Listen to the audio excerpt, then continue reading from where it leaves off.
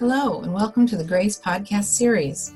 My name is Denise Brock, and I am the Operations Director for the Global Resource for Advancing Cancer Education, or GRACE. In this podcast series, we interview patients, advocates, and healthcare professionals to provide the most updated information for our community and to highlight important issues facing those dealing with a cancer diagnosis. We hope you find this information valuable. For questions or comments, please visit us at cancergrace.org.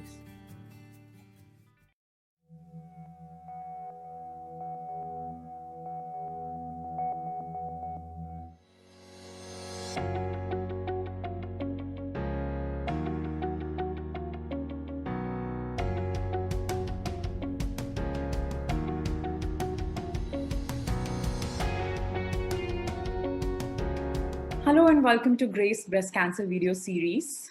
My name is Medhavi Gupta. Today we'll be chatting about surgical management of breast cancer. I'm joined by Dr. Jessica Young. Dr. Young is an assistant professor with the Division of Surgical Oncology at Roswell Park Comprehensive Cancer Center in Buffalo, New York. She is also a member of National Comprehensive Cancer Network, or NCCN Guidelines Panel for Breast Cancer. Welcome, Dr. Young. It's a pleasure to have you with us. Dr. Young, let's talk a little bit more about the day of the surgery. Could you please tell us a little bit about the different types of anesthesias you use, especially for the mastectomy versus lumpectomy? Sure, of course. So really, for most people who are just having a lumpectomy only, they actually can usually tolerate this under what we call MAC anesthesia. MAC anesthesia stands for monitored anesthesia care, and that type of anesthesia is actually a little bit lighter. It does not usually mean that you remember anything, and it's not a lesser form of anesthesia in terms of your experience as a patient. However, it is the same type of anesthesia that we give for colonoscopies as well and other smaller procedures where the patient is still breathing on their own. They do not have a tube down them forcing them to breathe. So we combine this with local anesthetic like lidocaine, same thing that you would get at a dentist. We sort of do that during surgery as well to keep the patient comfortable. They usually do not have any memory of the procedure, but that anesthesia is a lighter form that they recover from faster, and patients do very well from that. If you have to do anything with the lymph nodes, or if you're doing a mastectomy, then we generally use what's called general anesthesia. So general anesthesia is when you have a tube put down your throat after you're asleep. So the patient does not remember the tube going in or coming out. You are given medications beforehand to relax you, and then you go to sleep fairly quickly. And that is so that we can give you more medications for longer procedures, and so that you also are not moving around during surgery, which can disturb the surgeon as they're going.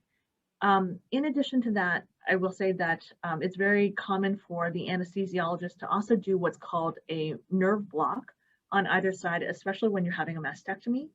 So what they do is that after you're asleep, they inject the nerve, we have a pectoral muscle under our breast, they inject the nerve that innervates that area, and it really can help with a lot of pain for about 24 to 48 hours after surgery.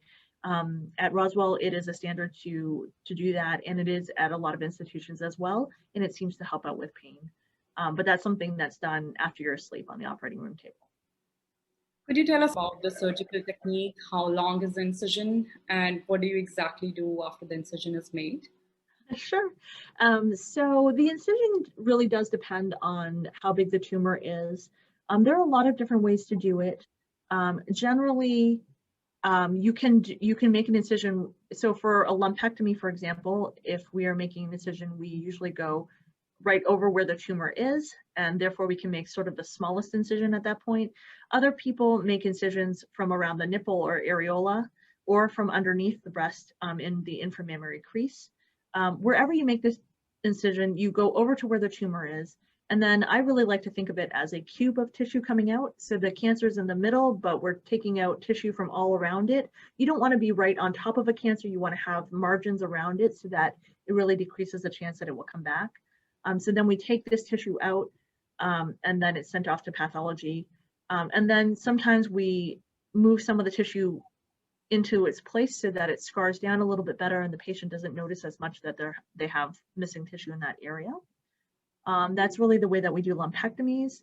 And then the skin is usually closed up and patients heal very well from that. For a mastectomy, it might be a little different. Generally, you either have an incision If you are not saving the nipple and the areola, then we really make an incision around the nipple and areola, so we cut that area of skin out. And then really, we are removing all the breast tissue, so we kind of go up along the skin towards your clavicle, which is your collarbone up here, and then we go around the sides of the breast tissue, and then we take it out as one big piece.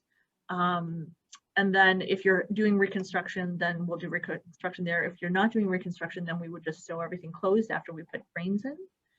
And then if you're doing what we call a nipple sparing mastectomy, you can either make an incision around the areola but not cutting it out, or you can make an incision underneath the breast, and again, still sort of de-skinning the breast and taking that tissue out, and then the reconstructive surgeons come in and do their reconstruction.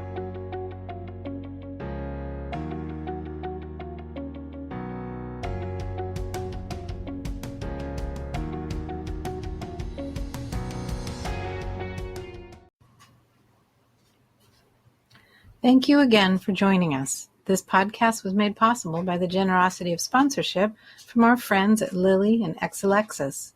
Please like and follow us on Facebook and Twitter. Send us feedback, share your story, donate, and visit us for more information at cancergrace.org. Thank you for listening.